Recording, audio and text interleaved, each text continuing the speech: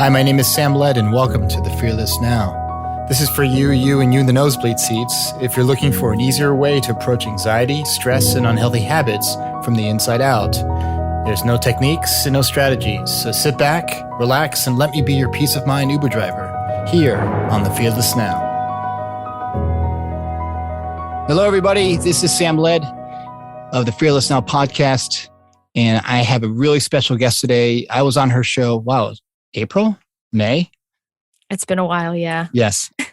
but we're patient. You know, good things come to those who wait. I was very impatient. I would email her when's it coming out? When is it coming out?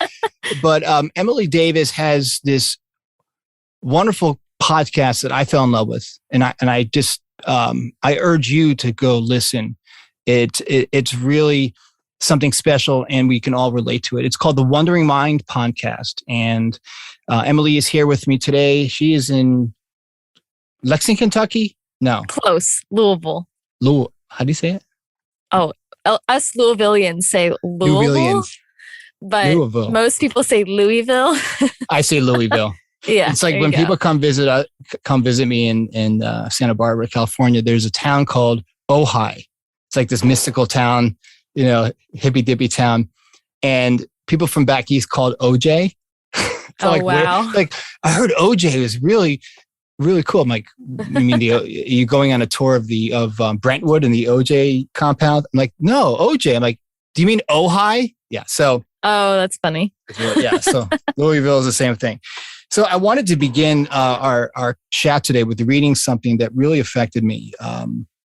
That Emily posted, I think back in June. You can go to her Instagram page. It's the Wandering Mind Podcast. And, you know, her posts are heartfelt. They're honest and authentic. Don't get a swelled head, by the way. Okay. I'll try not to. I'm going to, because I'm going to, the questions are coming. Don't worry. But I want to begin this conversation with what you wrote here. And it's absolutely beautiful. And it's a good jumping off point for our conversation. Here it goes. This is from June 3rd at 4:25 p.m. There you go. Very, very exact. It rained most of the day today, complete downpours. And then just like it stopped and the sky turned blue and the sun shone bright. Much like the weather, your mental health can do the same. Keep going. I didn't know if I was going to cry or I was just like, oh no, that was beautiful. And it's exactly because we're now, I think, as a collective, as a society, really seeing how important our mental well-being, our mental health is.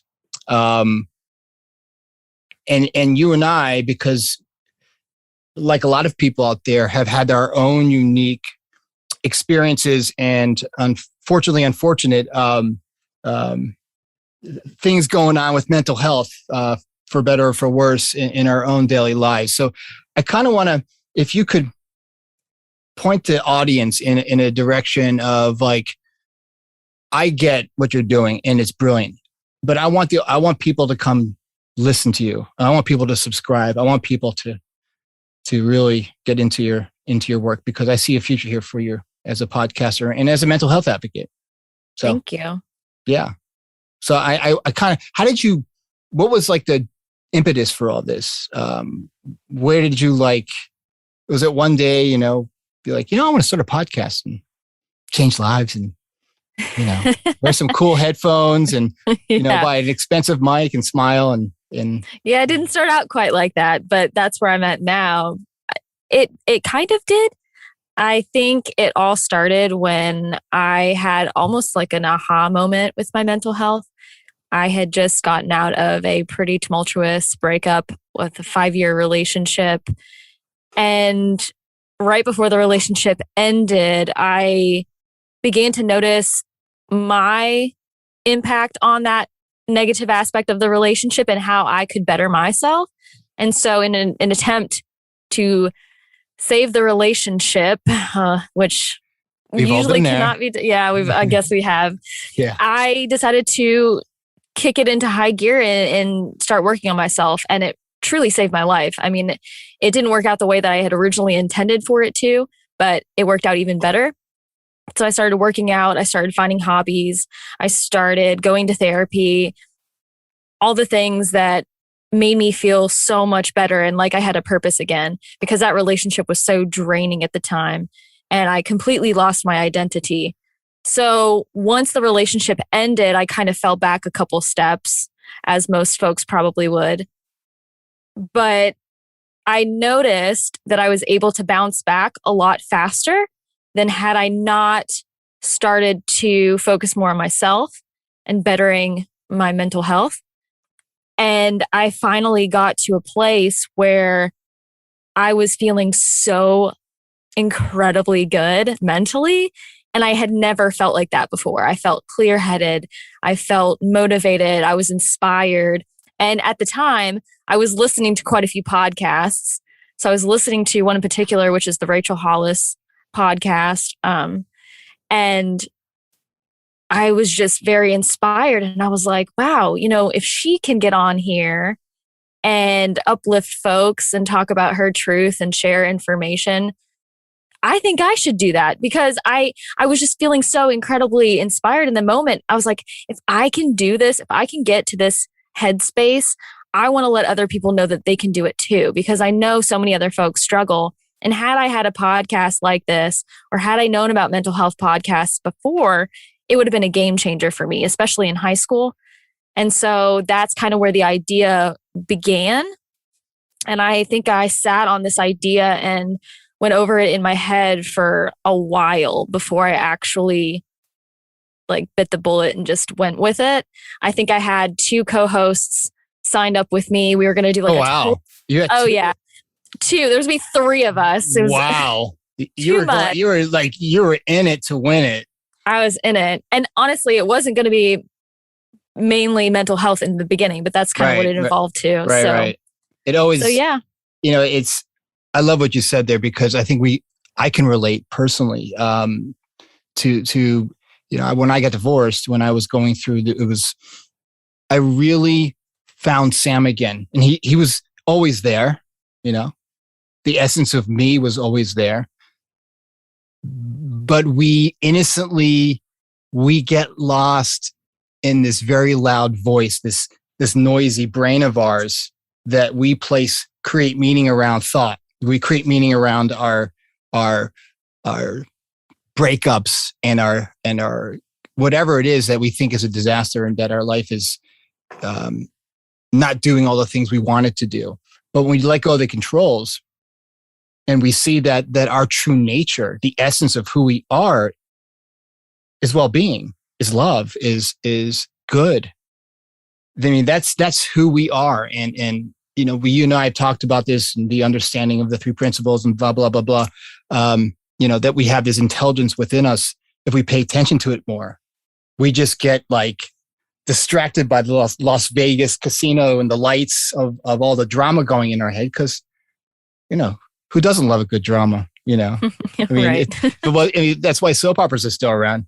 Mm-hmm. But the internal drama in our head, we get addicted to. And I got addicted to it, not because I wanted to, because attached to the thinking our feelings, feeling our thinking, thought feel, especially when we're going through something like a breakup or a divorce or something that's a major life change, there's neurochemicals attached to that, right? There are neurochemicals attached to grief. We know that.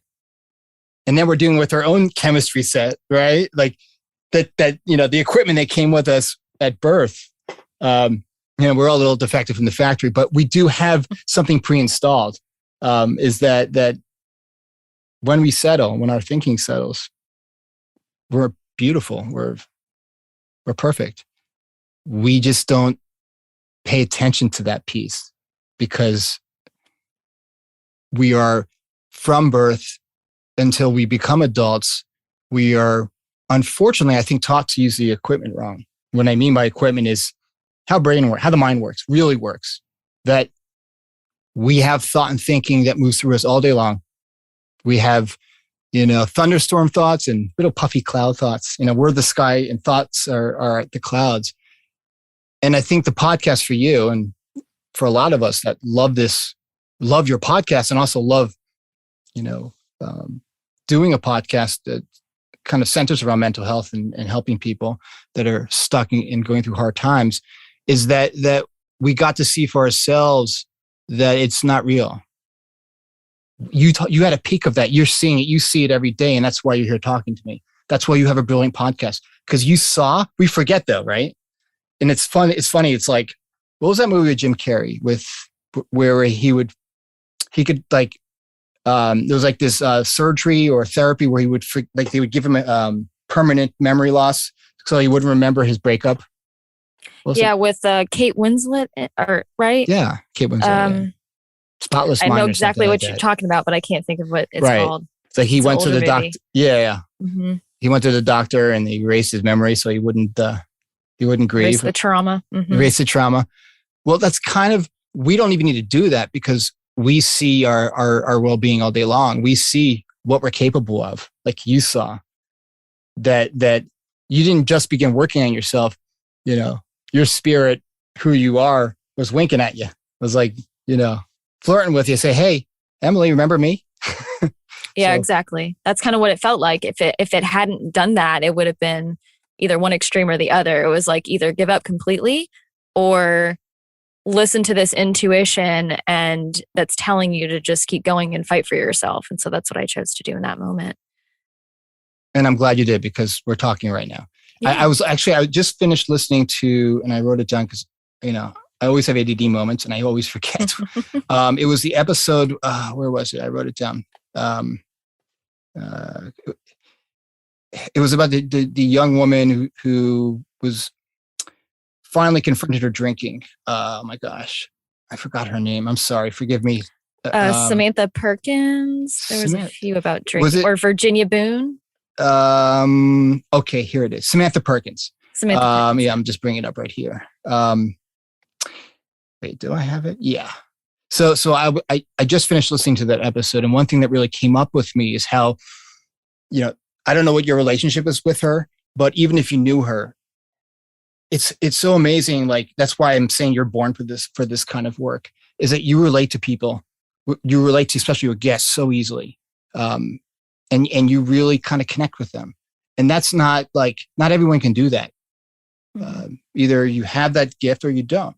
You know, some people are actuaries and accountants, and they can relate with numbers and integers. I can't stand that shit. No, me neither. I like to relate with people. You know, yeah. I like cognitive. I like. You know, I don't like numbers, and you know, I have PTSD from college algebra and calculus, and God. Me too. Oh my God. Never again. No, thank you. Never again. I had to beg the teacher to like pass me. I just said, listen, just pass me. You know, you're never going to see me again. Please. Take me out of my misery, please. Please. Yes. Just give me a C. You won't do it. You know, come on. I'm a nice guy. So, what do you think that comes from within you? Because, you know, like me, what you said before about like you gave yourself to the relationship. I did that. I've done that over and over again in my relationships. And it ended up losing myself, disconnecting from my spirit, from who I am, which unfortunately I thought that I needed, you know, in order for me to have a well-balanced and successful life, have a partner and a job and the kids and the blah, blah, blah. The kids I don't have, which is okay.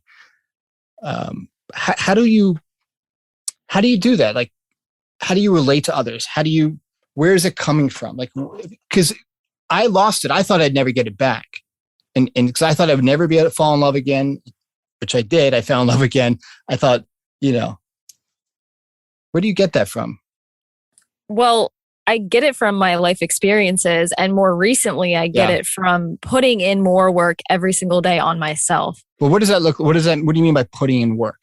So it basically means I change the way that I think about certain things, and I analyze certain situations, just how the way that I think, and it shifts my perspective. Once I shifted my perspective on certain things, on how relationships should be in my life, what I expected from partners, what I was looking for, what I wasn't looking for, whether it be in a platonic friendship or a romantic relationship, what I expected out of my job, what I expected out of myself when it comes to my job and, you know, the podcast and stuff like that. And also I go to therapy, and that helps immensely because she can give me another perspective and give me another point of view for me to think about. And it's basically like I have these little self check-ins almost every single day with myself. And I start doing it now automatically. It's kind of like a subconscious thing that I do now where I'm just asking myself when I'm around certain people, how I'm feeling in that moment. Am I feeling safe? Am I feeling comfortable? Am I getting good vibes from this person? Do I relate to this person? Would I even want to continue to spend time and give my energy to this person? And it's honestly been a game changer. And it's just more of, like you said, kind of tapping into that beautiful part of ourselves that we tend to ignore. I basically kind of consider it your intuition, your gut instinct. You're Right. tapping into that as much as you possibly can in a way that works best for you. And I wish I could explain it better, but I mean, everyone's going to utilize this differently. But that's what I do every single day. And aside from that, I'm just a very empathetic person. Yes, I you just are. always have been. And I just can relate to certain people. And even if I can't, I'm just empathetic and, try to be as helpful as I can towards their situation. So that's kind of where it comes from, I guess. And for me, and what I hear in that is that the self-introspection part, the checking in part is so powerful. It doesn't mean that you have to make radical change all at once. And I guess the only part of that you shared that I think for me personally was a lot of work that wasn't necessary was I can pick and choose. Like what I mean by that is like, you can't stop thought. When we break it down to one thought, we have 15,000 thoughts a day. I look at thought like it's a buffet, at a Vegas hotel. You can pick and choose. And if you don't want to eat too much chocolate cake because you'll get the diabetes, or, you don't want to eat too much steak. You don't want to eat too much, rice. You don't want to eat too many tomatoes. I think the same thing with thought when it comes to very active, very busy mind, especially when it comes to interpersonal dynamics, relationships. Mm-hmm. And when we can say, that thought came up, it's not me. It's just a thought. It's energy moving through me. I don't have to choose that thought. I have to choose that thought. And then I don't have to, I don't have to hang out with that person because it doesn't feel right. Exactly. Yeah. And I'm going to listen to my intuition. I don't have to take that job. We have agency over that. And I love that you, as a young woman kind of saw that. I mean, that's emotional intelligence. And we have that within us. It's pre-installed in our operating system, I call it in our spiritual operating system, because essentially we are in the world of the formless. We are engineered to give love and to receive love. Mm-hmm. I'm not talking about a 1960s, peace and love. I'm talking about, just quiet and calm and sharing moments with people. Yeah, which we need to do more of. Yes, especially 100%. Especially in these days, this time. Mm-hmm. So when you kind of started working on yourself, how did that impact? And you mentioned to me, is it okay if I share this? And if about your ADHD, because I've shared that with you. My ADHD has, when I was first diagnosed with it, was a real thorn in my side. Not because I was embarrassed about it, because for so many years, I thought I was normal. I just thought that I just didn't like math. I didn't like reading comprehension. I didn't like to sit still. Yeah. There was a preference. Right. I didn't want to listen to my teacher because I didn't like her. It was a preference. Like some people like, meatballs and other people like whatever, shrimp. But then I really saw as I got older how torturous and sometimes very debilitating is. When you kind of started really listening to yourself after this breakup, did that change or did that affect your ADHD or, the other issues that you were working on? It did. So at the time I was working out pretty consistently and I noticed that was one of the main things that kept my ADHD at bay. And ever since COVID, I have not been working out as consistently, and I've noticed that it gets worse because I notice I start to hyper focus more on things, and then I start to spiral. So what do you mean by that? Like, what is ADHD? For me, everyone's ADHD is different, and I don't look at it as a dysfunction. I just look at our brain works differently. It's a different way of us communicating and interacting with the world and taking in data. How does that look for you? Like, what is your day to day? Like, what are you experiencing with ADHD? So with ADHD, typically on a day-to-day basis, it's just very hard for me to concentrate on certain things, especially when I have different projects going on and I want to be doing something else in the moment where I know I can't. I tend to drift off to thinking about all those other things when I should be sitting right here doing the one thing that I should be doing. So there's that. And then there's just the basic, trying to focus on certain tasks and then starting one thing and then not finishing it and then jumping to the next thing. And then there's the worst part of it, which is what I kind of consider spiraling, where I feel as though I have so many things I have to do. And even if I write it down in a list form, it really doesn't matter. Yeah. I just feel so incredibly overwhelmed that I start to shut down and I don't do anything. And then it just makes my anxiety worse. I start to become a little depressed because then I'm, it's like a whole thing. So I start to spiral. So that's probably the worst of it. Yeah. So and people don't realize that there's so many different components to our neurotype, which it's not just, mind wandering and not being able to sit still. The anxiety component can be really unfortunate for a lot of us, debilitating but we know it's just thought and we get it. It just sucks. It's just annoying more than anything. When our motor's running and we're like, I don't want to feel this way, but I got all these things I have to do. And I have this list, right? I mean, I could show you my chicken scratch right here of what I need to do. And then like before we got on our call today, I'm like, my mind is just whirring for no reason. I'm like, why are you doing this? Like, it's all good. It's Emily. She's going to we're going to start the podcast. Everything's going to be fine. We're going to have a great conversation. And then I started seeing my thoughts going like in all different directions. I'm not going to start in time. I'm going to have to, take care of something in the house. I'm looking at like, did I forget my vitamins? I need to make my list of things to do for tomorrow. I got to take the garbage, all these. And it's like, not like I'm like asking for it. It's just thought moving through me.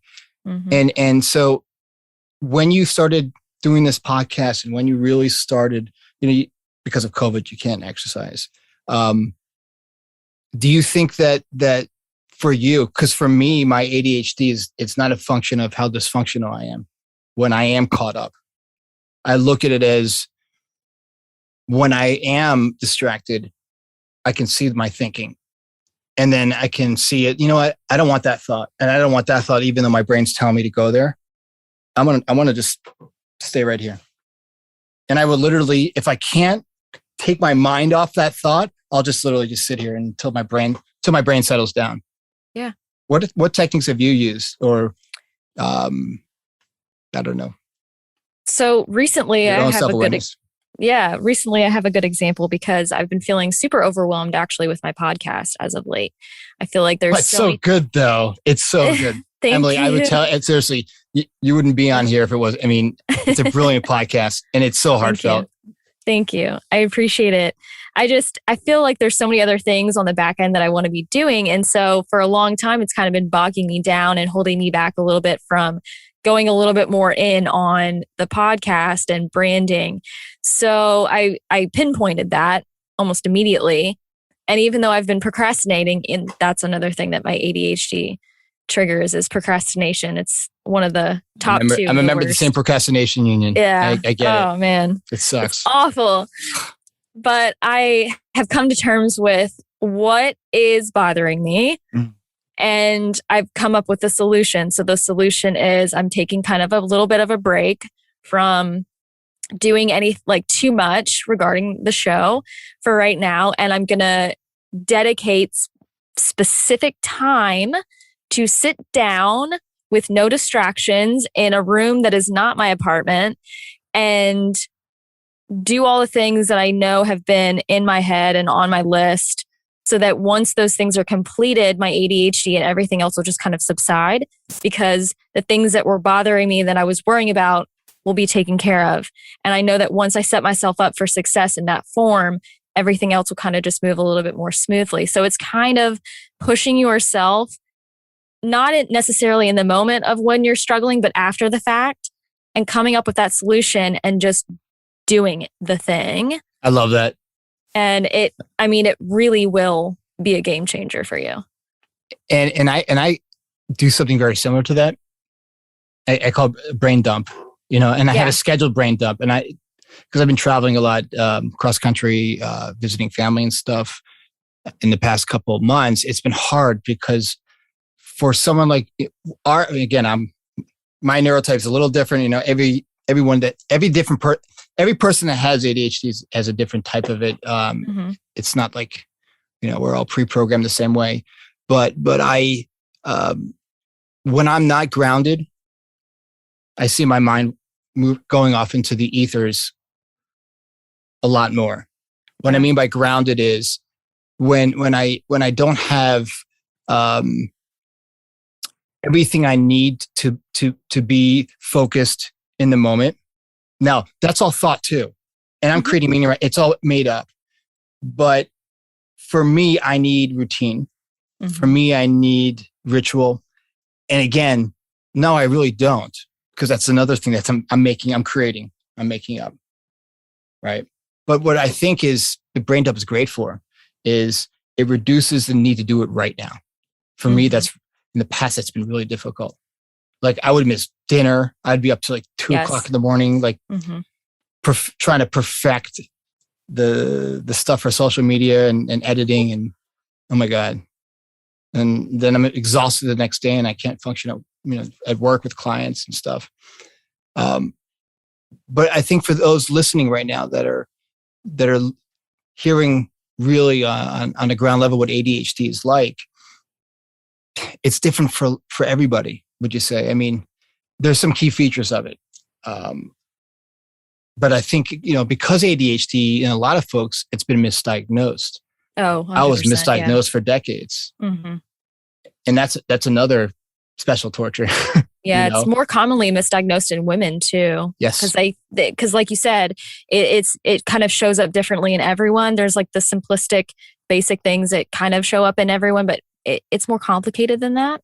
And so the physicians and the whole mental and, doctoral world, they kind of hone in on the main things. And so if you don't meet that criteria, then apparently you don't have ADHD, and that's not true. So yeah, I can totally see how that would happen to you too. And that for me was real. And this is, look, I get it. And I don't blame anyone for the misdiagnosis. It is what it is. And, I can't go back. I can't fix it. I'm here now talking to you, which is wonderful. But I think the insistence on this is what you have. I'm a doctor and they're well-meaning folks, but I think they're looking at it backwards. I really do. I really think that when a doctor places a label on you innocently, because they really want to help, they don't see that when you label someone with ADHD or bipolar or whatever it is, right? Generalized anxiety disorder, doesn't matter. I think you do more harm than good. And there's nothing we can do about it because insurance companies got to pay for it and we got to pay for it. And a lot of it's we've dug our own hole already. Exactly. And I think it gets louder. And I think our ADHD, which we are making up, but because it's a habituated, thought-based behavior, right? It gets reinforced and it becomes like, there are moments when I don't have ADHD, right? And I'm sure you've experienced this too, right? We're not ADHD all the time, thank God. So when someone gets a diagnosis, especially at a young age, I mean, kids, I've had friends that had kids at a young age taking Ritalin at age. Oh, it's awful. It's terrible. And I'm not saying that Ritalin doesn't work or psychostimulants are not effective. But what I am saying is let kids be kids. Yeah, it's a lot. It's a lot. It really is. And so where do you see this podcast going? Because I see a lot of things. I see this going places, but I want to hear it from your mouth. Not to put you on the spot. No, you're fine. I like this question. Ideally, I was actually considering like maybe making this a live show one day, maybe kind of turning it into more of like a radio show where I would bring on the guests live. People can call in and ask them questions. Or I would just ideally like to get sponsored by a larger brand and be able to do the podcast full time. I have a lot of other ideas that I would like to create for the Wondering Mind as a company. So yeah, I have a lot of work to do. Step by step. But one day at a time. One day at a time. And I think that's really important. Because, you don't have to be ADHD or have a diagnosis slapped on you to future fantasy, getting anxious over what's going to happen a year from now. Oh, no. That's just human nature. That's just human nature. And I think that, you're building it. You've already birthed it. You're already creating it. So I'm just really excited for you. Thank you. Because you're moving and shaking. I mean, you're really doing it. Thank you. I had a question about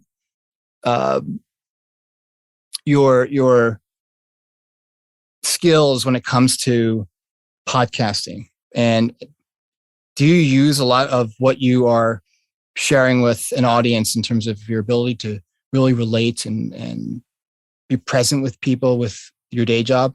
Or is it the other way around where like your day job has been really helpful in fine-tuning your interview skills? Or does it just come naturally and built into Emily? That's a good question. I definitely think that the day jobs that I've had in the past, all of them, have helped build that personality trait, that character, that ability to connect with people. And, just the day-to-day being around other folks. I mean, not last year, of course, but over time, yeah, absolutely. And my day-to-day job right now, a little bit. I mean, now that it's all virtual, it's a little different, but absolutely. Like in the past when I was working in retail, and I also worked as a pharmacy technician, I was a medical assistant. So I was working in doctors' offices, and being able to see, when I was working in the medical field, being able to see that side of people from a different perspective, and working for the doctor and just seeing that whole picture in a different light, it gave me more empathy for others, and it helped me better understand that other side. And then again, when I moved to a pharmacy technician, I saw that whole side. And then now that I actually work for an insurance company, so now I see that whole side. Wow. You've come full circle. Like, what's full next? Circle. Wow. All right. Well, hopefully I can hop off the insurance train and get on the mental health train for good. But so now I've kind of taken all of those experiences plus my own, and then also what I've learned and done research on and the conversations that I've had with other folks. And I've compiled all of that and, taken all that information in, and I utilize that with the show. So I think that, but I think you just were born with it. And I think that you've had glimpses of this gift since you were probably a little kid. Yeah. And I think you've taken a couple of detours, like a lot of us do. My hand is raised right now, ladies and gentlemen, because you've had glimpses of this. I mean, you are empathic and you care about other people. Being empathic is a blessing, and it can be a curse. Absolutely. Especially when there are people out there that are hurting, and they don't realize it, or they're not doing it on purpose. It can be, they can drain our energy. Absolutely. And I think that's something that we don't talk. I mean, yeah, there are podcasts that talk about, empathy, and when people are, have this gift, but it can be a double-edged sword sometimes, being of an empath. But people kind of dismiss it as, it's woo-woo spiritual. And the reason why is because they're thinking from their brain, their noggin. Mm-hmm. And that's not where the wisdom comes from. Right. It comes from insight and wisdom, beneath the noise. Now, that must have been difficult for you at times, especially in the insurance industry. How do you like be? I guess this is terrible. Can I say it? You want to take a okay? No, because I don't think I don't think they're listening. Maybe they are. Do you have, is your room bugged? No. Okay. I promise you it's not. They're not? Okay. The suits are everywhere. Okay. Right. For me, it's hard to really, there are caring people in the insurance industry that, I guess when it comes to insurance and especially folks that have to approve a claim or deny a claim. I don't know where you are, what department you work in the insurance industry, or if you work for a company or you work for a consulting firm. But sometimes it's hard for me to see the humanness in that field. How do you balance that out, and how do you deal with that? Because that's not who any of us are. We just have to, some of us have habituated to it because we need to make a living. That's basically it. Survival of the fittest. I think it's unfortunate because no, I don't agree with a lot of the things that this company upholds. They are doing good things. They are like promoting things that I do support. But as far as like the political, like the financial aspect of who's benefiting from what and who is, taking the grunt of the work. No, I think it's extremely frustrating. And I think also the members, the clients that are a part of this insurance company that have, dedicated their money and their time and their trust into, it's hard to see that because you see the backside of how things operate and how completely dysfunctional it is. Well, I used to work in pharma, so I worked for big pharma that was my first, I carried a bag for many years, so I get it. Yeah, it's just a hot mess. But I mean, honestly, no matter what job you're going to be working, even if it's for yourself, there's always going to be something that you're going to be unhappy with. So again, in this moment right now, until I'm able to become my own boss and build my own brand, you kind of just have to do your part, or whatever that may be. Yeah. Suck it up and do your part. However you can be kind or however you can better the situation, do that. And then go from there. But I mean, you have to make a living somehow. And unfortunately, the way the system is set up, it's kind of like we're trapped a little bit. So, yeah. Do you think that you can be empathic and be yourself and also have a job? I mean, a job like that, because when I was working in pharma, I liked connecting with people, doctors, when I was, carrying a bag, and I won't name the companies I worked for, but two very big, one of them is close to where you are, but further east, big company. It was a journey, but for me, it was, I could sell and be kind of offer good information and share my wisdom about the medication, how it will help their patient, the doctor's patients. But I couldn't go beyond trying to convince them to take a medication that is a Me Too drug. That there are a lot of Me Too drugs out there. I sold some psychotropic meds. I'm not going to name them, but some very popular psychotropics, about 17 years ago. And for me, it was so hard for me to kind of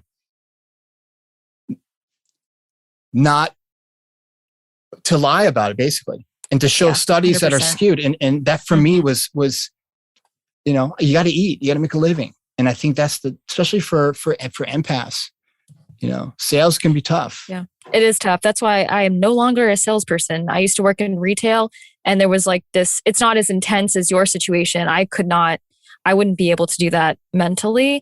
But in a more simplistic sense, just being an empath can even impact a situation like this, where I was in a retail store and they had like an item of the month, and you had to push it on the customers every time they would come through the checkout line. And I was like, I'm not going to sell these people this crap item that I know that they don't need. I'm just not that kind of person. I'm not going to do that just for your own profiting, even though that was technically my job. Right. I like intuitively could not do that. So I did everybody. No, I could kind of, and it was cool because I could kind of gauge whether or not I knew the person would be interested. And so I'd go for those people because I knew they would like it. But the people that I could kind of get the vibe from, like, no, this is not my thing. I'm completely not interested. I just want to get in and get out. I didn't even ask. And listen, you followed your truth. For me, it was like, we go to these quarterly meetings, and it was like kind of like, a pep rally for our territory. And it was such bullshit. They would say, you're just scared. You're just anxious, for closing the doctors. Closing it. What am I? They're doctors. Oh, wow. I'm not selling, shower curtain rings. Right. I'm not selling this toilet is a big paper. Deal. Yeah. These medications affect people, people's lives, their health, their well-being. I'm not going to, if there's another medication that's cheaper, that's on their formulary, that does the exact same thing, Absolutely. I'm in the wrong business. And that's what happened. And then I realized that I'll find my tribe. I will find a way to make a living that is more in line with Sam, just like you are right now, and you're doing a great job. So thank you. You're That's welcome. really sweet. Thank you. You didn't pay, she didn't send me a Venmo. It's just truth. So I wanted to kind of jump into how you come about, like, sharing because for me, sometimes it's difficult to share kind of my, I'm not going to say challenges, because there's nothing wrong. I look at it as in a lot of folks that share this understanding as coaches, and as clinicians that share the understanding that we've talked about, that we're not broken, that there's nothing wrong, that we just are not seeing. We're looking at the noise instead of beneath the noise sometimes. When you first started the podcast, was it difficult for you to share? And how did you overcome that? Because for me, it was, and then it wasn't.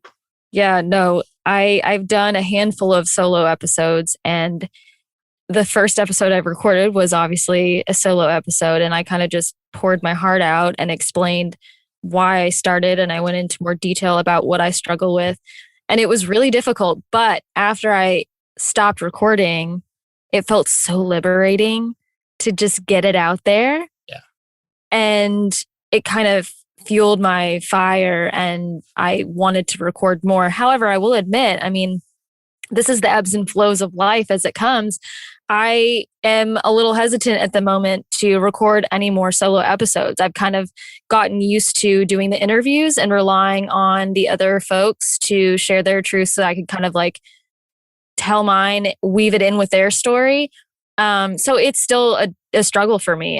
That's something that I'm still going to have to work on, and I plan to open up more. But another thing, reverting back to the ADHD thing, I think sometimes when you want to share certain things, you don't know how to put it into words. I was just about to say that. That for me, that's the hardest thing. Oh my God. Oh my gosh, it is so hard. Yeah. So that makes it very difficult for me to hop on the microphone and even write things down ahead of time and use that as my guide. It's still very difficult because I'm like, I don't know what the hell to say. Like, I'm just feeling all these things, but I don't know how to explain it. So it's, Do you know what I do? Yeah. I don't know. I didn't mean to interrupt it. What I do is I would, before we got on, I would just like do another brain dump, but I would just sit in my chair right now and just get really quiet. And if I had to distract myself from the noise, because we all have noise, our brains have a little bit more noise.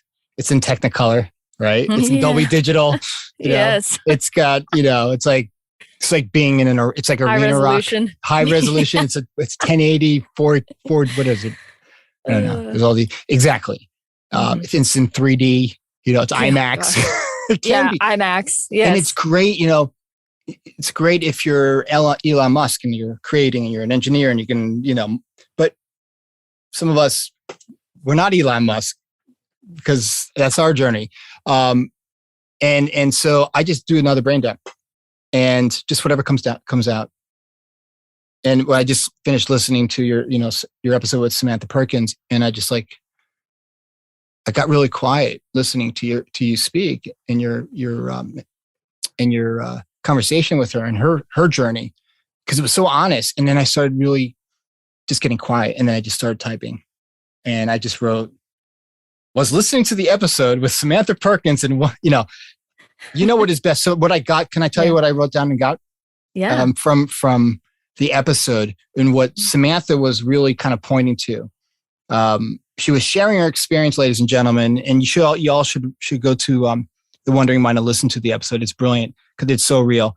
That, Samantha, she thought there was nothing wrong in the beginning. Like, it was social drinking, it was college, and then she got married and life happened and she had a kid, and they're like they're eating all this healthy food and, drinking I was drinking water in non-plastic bottles, being a good Californian, but she's not in California. Maybe she is. I don't know.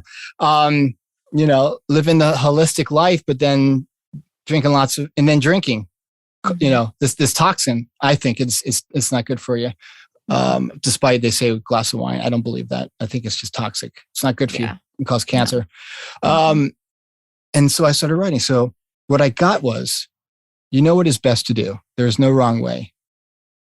However, suffering in our thinking because we are anxious is optional. Because when Samantha was talking about, she was drinking because she was kind of take the edge off. We all have done that. And we all do that. When we see that our anxiety and what I wanted to share in my brain dump, in the gobbledygook on my Word document is modern psychology, psychiatry, doesn't really teach us about our experience of anxiety. Like we don't need to be scared of our anxiety. We don't need to be scared of our human experience, good, bad, or indifferent. But we're conditioned to be scared of depression. You need to get help. When the volume is really loud, when we're really, caught up to the point where we don't want to get out of bed, right? When we're feeling hopeless because we've been, running for so long, and we're just, tired. We can't do it anymore. Whatever it is, whether it's, overworking or overparenting or just chemicals. We're not taught. We're not taught even when we're little kids that it's okay to feel sad. We're really not. Mom, your mom probably said it's okay to be, it's good for you. It's good to have tears. But as we get older, tough it up, right? Yeah, absolutely. Imagine if we were if that was shared with us when we were kids. I mean, who knows how it would change people's lives. Yeah, if our culture was different, it would totally change lives. It would have, been a lot different for me, I think. But you can't go back. Mm-hmm. Now I know, and now you know. What else did I write down? Oh yeah, this is one other thing that came up. Every time so as she was sharing her, your guest was sharing her journey and talking about drinking because she's stressed or anxious, or she thinks she's stressed. Mm-hmm. When we are creating story around that. We are making that up anyways, but we're habituated to it. So I wrote, every time I am stressed, I'm using the power of thought to stress myself. Every time I am calm and hopeful, I'm using the power of thought to harness the calm and true essence of who we are. Wow, that's powerful. I got it from your podcast. Yeah. I got it from your episode. Mm. Yeah. It's beautiful.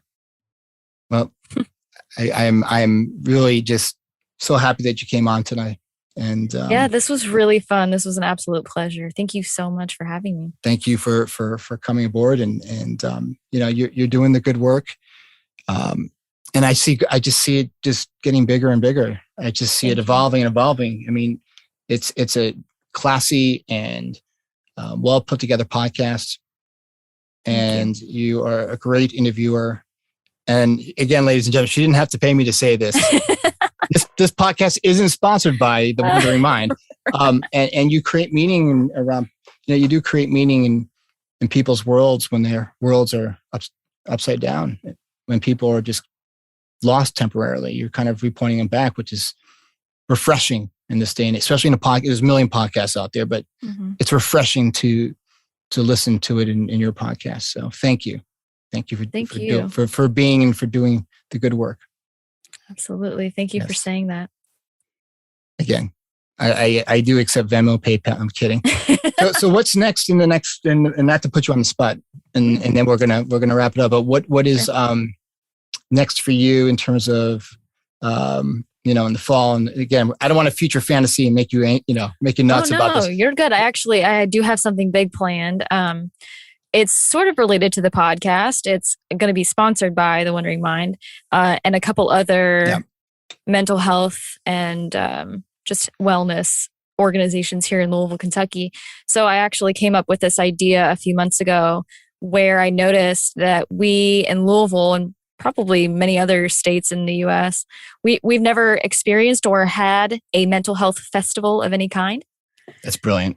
So I decided to create one. So I am in the process of working with 5 other organizations, and we're currently planning this large event to provide free resources, education, and just build an experience, a positive experience around mental health here in Louisville, Kentucky. So that's going to take place hopefully next May for Mental Health Awareness Month. So that's kind of my other big project that's underway at the moment. You're moving mountains.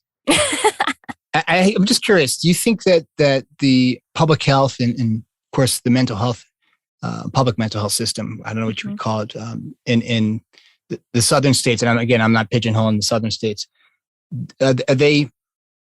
And I don't know. I'm just saying, are they progressive? Are they more conservative? Are they behind the times? Are they just kind of? I think they're definitely more progressive, especially here in Louisville, Kentucky. I just think that as a collective in the United States, we need to prioritize providing less expensive resources to the more to the lower income communities, because they're the ones that also they struggle too. And I think a lot of the issues stem from, or a lot of the spotlight is put on those communities. And if we don't help them, we just keep point our fingers at them. It's just going to make things worse. So I think we're trying to change the way things are, definitely here in Louisville. I know there's a lot of great organizations and therapists here that are working really hard to do that. And then I hope all the other states and across the world follow suit eventually. Me too. There should be a course in hope, just a course on hope. Yeah. We don't teach hope in college. We don't teach hope in high school. We don't teach course. We don't, there's no real course in how to be, physically healthy. Yeah. We learn about, there's sex ed and there's whatever, biology, there's phys ed, but there's no real focus on how to stay mentally healthy or, nope.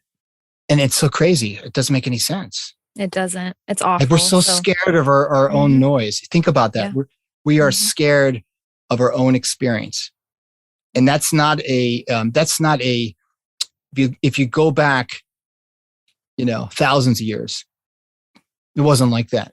It's only probably been in the last 500 years, since I won't blame the Puritans, but or religion, but you have to. So I think that there's a change coming a little bit. Okay. And I think that once we start to kind of change the curriculum in our school systems, because kids need to hear this. Oh, 100%. They need to know that they're not that thought doesn't exist, that they can have the experience of anxiety and not be scared of it. Mm-hmm. They can have the experience of feeling overwhelmed and not think that there's something wrong with them, because there's nothing wrong with them. Mm-hmm. And that's what I share with my clients, that they're, who we are is hope, but sometimes the noise in our heads get too loud and we forget, and then we remember again. Mm-hmm. It's the remembering part we need to teach more. So. Absolutely. Well, thank you so much. You're welcome. Thank you. And let's be in touch. Let's do this again. I would love to. I would love that. Absolutely. Totally. Especially as you, what do they call it? Ramp up? No. Is that like a 90s term? What do they call it now when they you implement a new program? Kick into high gear. Kick into high gear. Implement. Implement. Roll out. Yeah. Because we have another conversation. Rebrand. Rebrand. That's right. Or birth. So you're doing the good work, and thank you so much. Thank you. Have a wonderful rest of your summer, and let's talk in the fall. Absolutely. That'd be great. Okay. Thank you so much. My pleasure.